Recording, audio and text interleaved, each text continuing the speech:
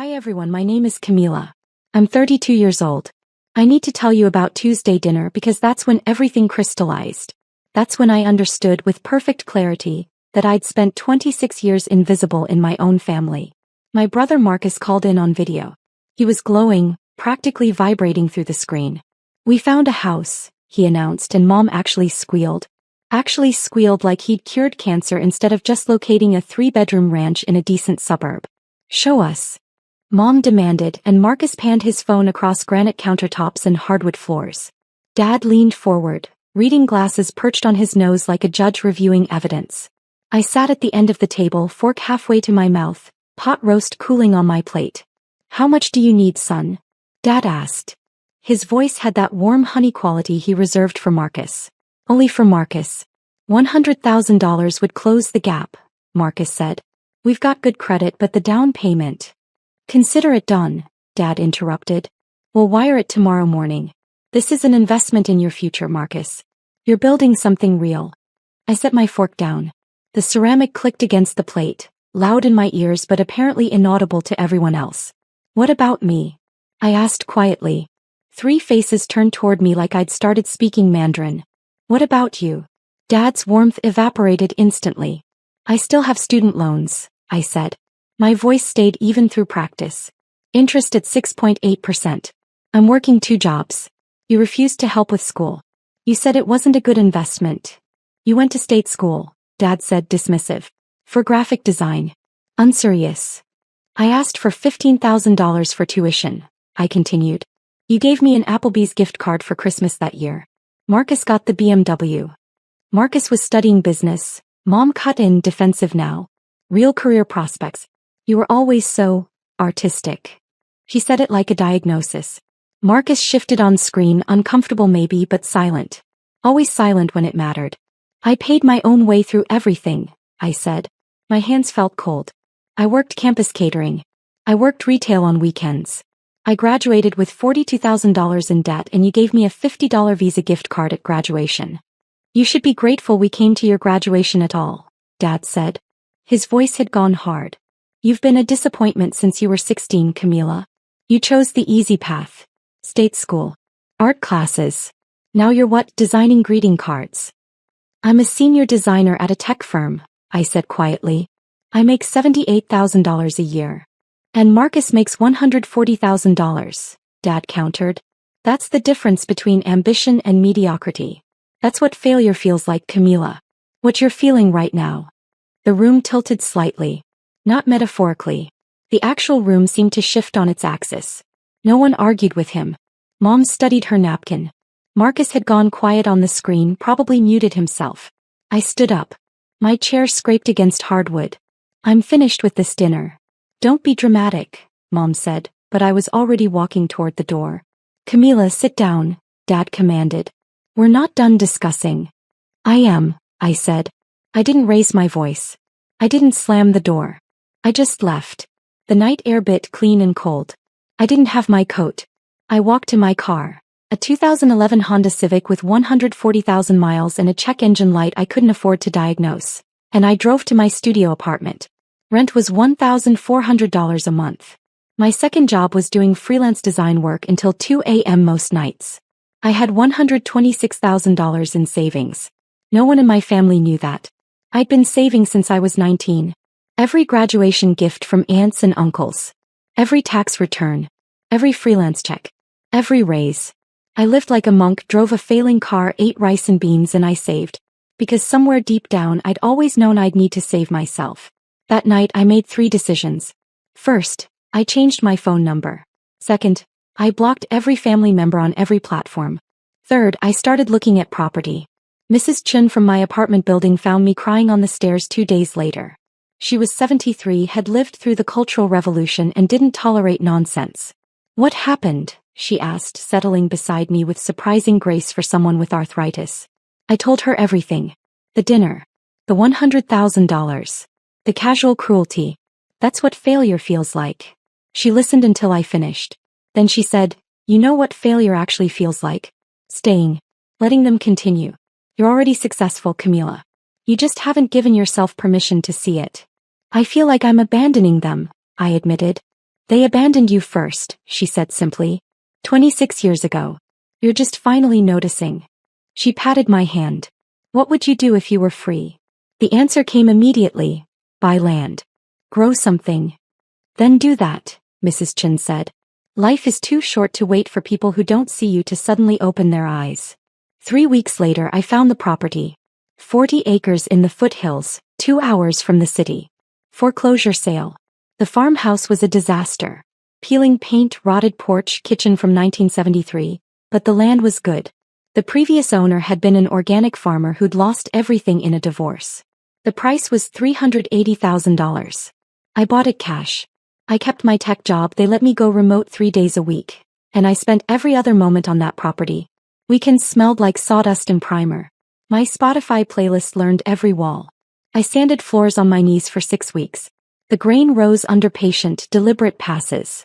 I learned to tile. I learned to plumb.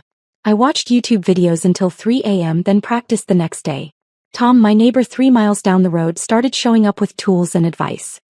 He was 68, had farmed for 40 years, and had the kind face of someone who'd chosen kindness deliberately after seeing its alternative. You thinking crops or livestock? He asked one Saturday while helping me replace a fence post. Both maybe, I said. I keep thinking about lavender. His eyes lit up. Smart. Lavender's gold if you do it right. Drought tolerant. Multiple harvests. Value-added products. He paused. I'll teach you beekeeping too. Lavender and bees, that's a marriage made in heaven. So Tom taught me beekeeping. Calm hands, slow breath, steady frames. The bees hummed their approval and I found I could breathe fully for the first time in years. I started therapy with Dr. Walsh. She specialized in family estrangement and complex trauma. Your parents' voices colonized your thoughts, she said during our 4th session. Let's evict them gently. We worked on boundary scripts. No is a complete sentence. We worked on evidence folders. I had every text, every email, every documented instance of favoritism archived and timestamped.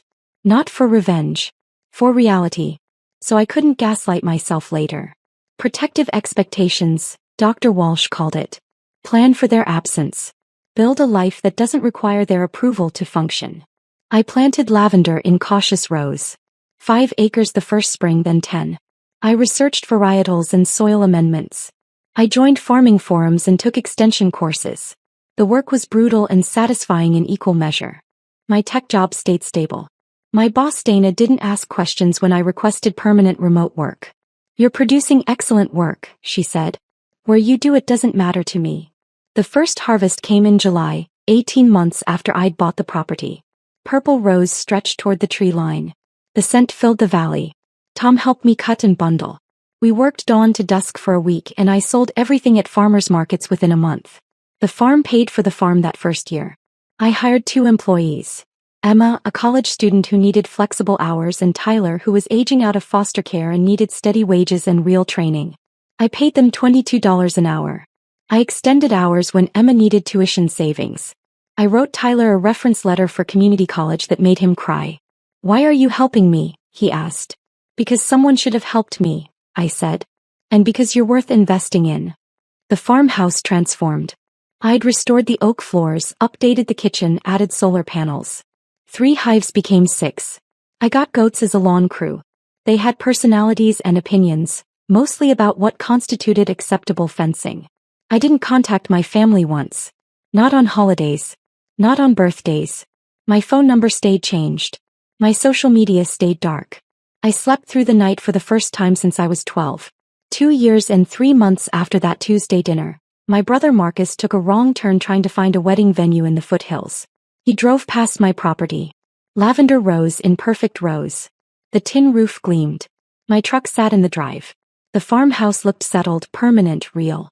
He took a photo. An hour later my new phone rang. A number I didn't recognize. I almost didn't answer. But I was expecting a call from a bulk buyer, so I picked up. Camila. My father's voice. Thin with surprise.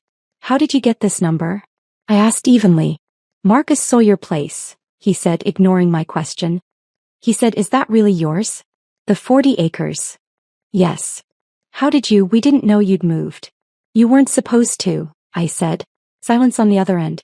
Then, I checked the property records. The appraisal says $2.3 million. It does, I answered. How did you afford that? Did you marry someone? Take out loans? I bought it cash, I said. Saved for 7 years. Worked 2 jobs while you told me I was a failure. Renovated it myself. Built a business. A business. Lavender farm. 6-figure revenue last year. This year's looking better. I kept my voice steady factual. I also kept my tech job. They let me work remote. Why didn't you tell us? His voice had shifted. Not quite warm but softer. Calculated soft. Because you never asked, I said. In 2 years no one called. No one checked. You got what you wanted. My absence. That's not fair, he started. I have to go, I said. I have a harvest to manage.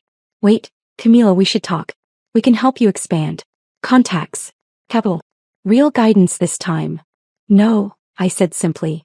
I don't want your involvement. Don't be childish, my mother's voice cut in. She'd grabbed the phone. We're family. You said I was a failure, I reminded her. My voice didn't shake. Dr. Walsh would be proud. At Tuesday dinner. You sat there while Dad said, that's what failure feels like. You said being artistic was a diagnosis. You gave Marcus $100,000 and you gave me an Applebee's gift card. We can discuss this like adults, Mom said, but her voice wavered. We just did, I said. And now I'm hanging up. I blocked the number. The email came the next day. Subject line, investment proposal. I archived it without opening it. 3 days later, a courier delivered an envelope. Inside, a check for $100,000 and a note in my father's handwriting. For your college loans. We should have helped then. We're helping now. I took the check to my office. I put it through a crosscut shredder until the numbers disappeared into confetti. I put the scraps in an envelope with one line written on my notepaper. You can't buy forgiveness. I mailed it back certified. Marcus called from his own number a week later. I saw his name on the screen. I let it go to voicemail. Kem, it's Marcus. Look, I didn't know they were treating you like that. I should have said something. I should have. His voice cracked slightly. Can we just talk? I miss you. We all do. I deleted the voicemail. The second check came for $150,000. Same courier. Different note. Please give us a chance to make this right. I shredded that one too. Mailed back the scraps with no note this time. My father showed up at my gate on a Saturday morning 3 weeks after Marcus's wrong turn. The camera timed. I watched him on my phone from inside the farmhouse. He wore khakis and polished shoes, his weakened face. He looked smaller than memory allowed. I pressed the intercom. Leave, I said steadily. Camila, I drove 2 hours. I just need 5 minutes. His voice came through tinny and thin. I was wrong. I'm sorry. You had 26 years, I said. You used them poorly. Please, he said. The word sounded foreign in his mouth. Your mother she's not well. This has been hard on her. And whose fault is that? I asked. Kept my voice level. Come. You told me I was a failure. You funded Marcus's everything and gave me nothing. You dismissed my degree, my career, my entire existence. Now you're here because you discovered I don't need you. That's not an apology. That's panic. I want to make amends, he said. Forgiveness isn't reconciliation, I said quietly. It isn't access. I've forgiven you for my own peace. But that doesn't mean you get to come back into my life. We're your family, he said, and now his voice had an edge. The old authority trying to resurface. No, I said. Mrs. Chin is family. Tom, who taught me beekeeping, is family. Emma and Tyler, who work beside me, are family. Jennifer and Mark, who invite me to holidays, are family. You're just people I used to know who hurt me consistently for decades. I turned off the intercom. I watched him stand at the gate for 11 minutes. Then he got in his car and left. The voicemails continued. 17 from my mother over one weekend. 6 from Marcus. 3 from my aunt asking what was wrong. Couldn't we just talk like family? I blocked each number as it appeared. Tom found me in the lavender fields that evening, checking irrigation. You all right? He asked. My father showed up, I said. At the gate. Tom nodded slowly. What did he want? Access, I said. Now that he knows what I've built. And what did you tell him? That access is earned, not presumed, I said. Not purchased. Tom smiled, the kind of smile that held decades of hard-won wisdom. That's exactly right. He paused. You know, my daughter didn't talk to me for 5 years after her mother and I divorced. I'd hurt her. Made choices that prioritized my pain over her stability. When she finally reached out, you know what I didn't do? What? Show up demanding forgiveness because we shared blood, Tom said. I apologized. I took responsibility. I gave her space. I let her decide if and when I earned my way back. That's what love does. It waits. It respects. It doesn't demand. They're not going to wait, I said. Then they're not going to get what they want, Tom said simply. And that's their problem, not yours. The emails escalated. My father sent a business proposal. He wanted to partner on expanding the farm. He'd contribute expertise and capital for a stake in the business. I replied once, the farm is not for sale. Do not contact me again. My mother sent a long email about family legacy, about how I was breaking her heart, about how she'd given me life and I owed her at least a conversation. I didn't reply. Dr. Walsh had warned me about Darvo. Deny, attack, reverse victim and offender. They'd make themselves the wounded party. They'd rewrite history. I had my evidence folders. I had my time-stamped receipts. I had my truth. Marcus tried a different approach. He sent photos of us as kids. Him teaching me to ride a bike, us at Christmas family vacations I'd forgotten. We used to be close, he wrote. Don't throw away everything because of money. I stared at those photos for a long time.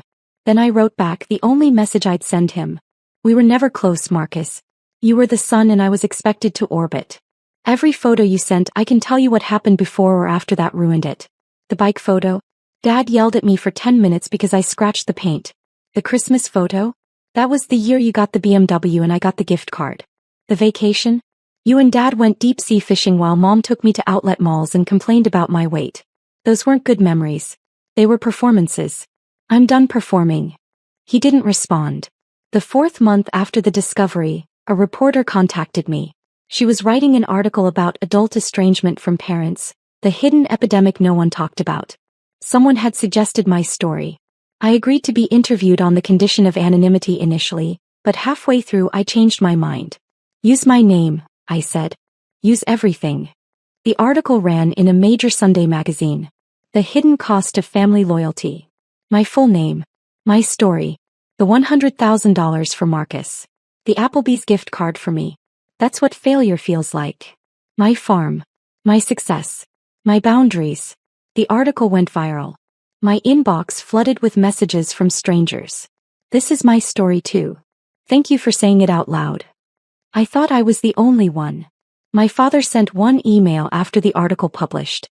Subject, how could you? I didn't open it. My mother called from a new number.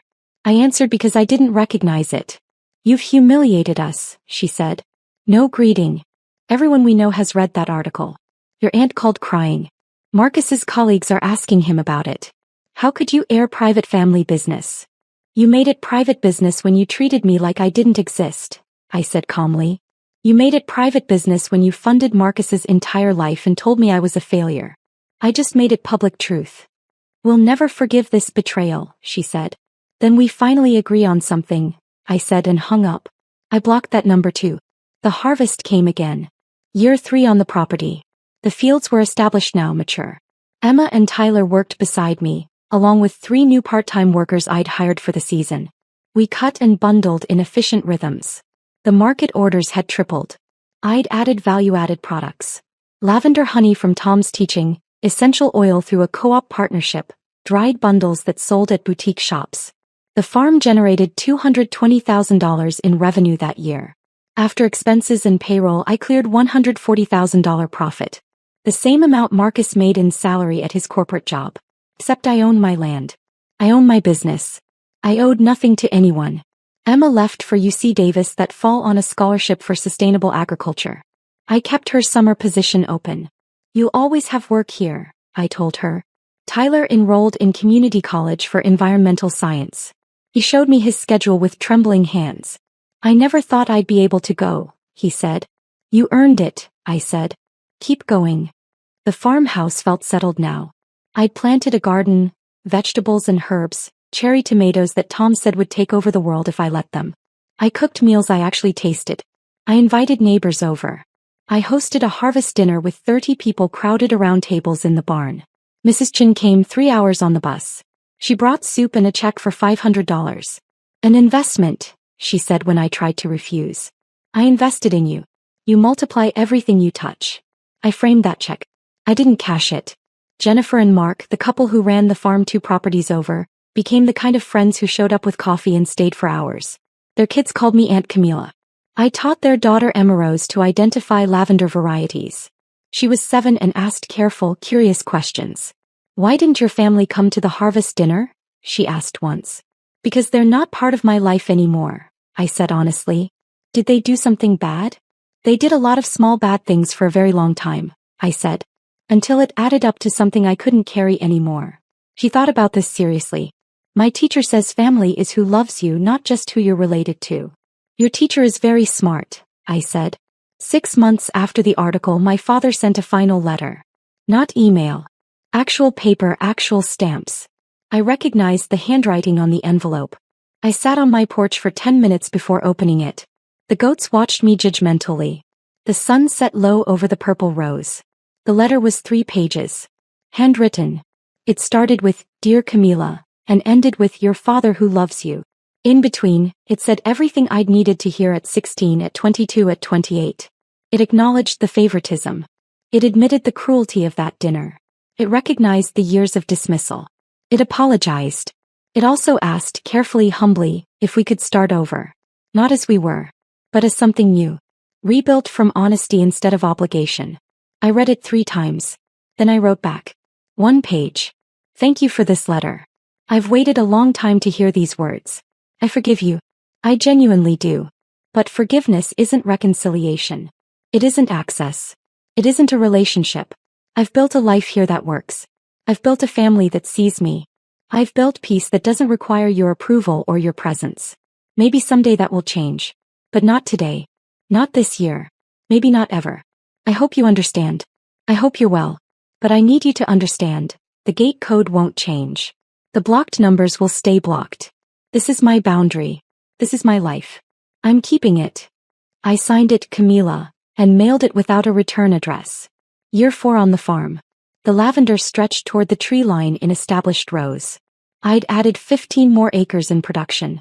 The business had grown to include workshops. People paid $150 for a day learning lavender cultivation, beekeeping basics, farm-to-table cooking using the property's herbs. I hired a part-time manager, Chris, who'd left a corporate job for farm work and never looked back. We walked fence lines at dusk, checking gates. The goats followed like nosy neighbors. You ever regret it? Chris asked once. Cutting your family off? No, I said honestly. I regret I had to. I regret they made it necessary. But I don't regret the choice itself. That's pretty healthy, Chris observed. Therapy, I said. Lots and lots of therapy. The tech job remained part-time now.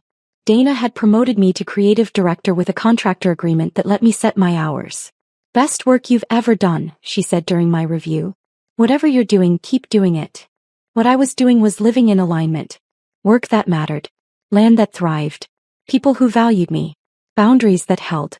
I stood at the fence line one evening in late summer. The sun sat low over purple rose. Bees hummed their last rounds before dusk. The farmhouse lights glowed warm behind me. Tom's truck pulled up the drive. He was coming for dinner, bringing fresh trout from his morning fishing. My phone buzzed. Unknown number. I glanced at it. A text from Marcus. Dad had a heart attack. It's okay. They want you to know. No pressure. Just, you should know. I stared at that text for a long moment. Felt something. Not panic. Not guilt. Just a quiet recognition that the people who'd raised me were mortal. Or aging. Would eventually die. I texted back, thank you for telling me. I hope he recovers fully. Marcus responded immediately, can we talk? I thought about it. I really did. Then I typed, not yet. Maybe not ever. But I appreciate you respecting that. 3 dots appeared. Disappeared. Appeared again. Finally, okay. I understand. Be well, Cam. I set the phone down. Tom climbed out of his truck carrying a cooler. You ready to learn how to clean trout properly? He called. Always, I said and walked toward the house where light spilled warm and real, toward the family I'd chosen, toward the life I'd built with my own 2 hands. That night I slept deeply. Morning arrived without dread, just sunrise through lavender-scented air, just coffee on the porch, just goats demanding breakfast with their opinions on punctuality. I keep the land. I keep my name. I keep the boundaries that gave me back my life. The gate code doesn't change. The blocked numbers stay blocked. The peace remains. And the lavender? The lavender just keeps growing, purple and persistent in mine. Sometimes failure looks like leaving. Sometimes success looks like a field of flowers no one expected you to plant. I planted them anyway. I keep them anyway. I'm keeping them still.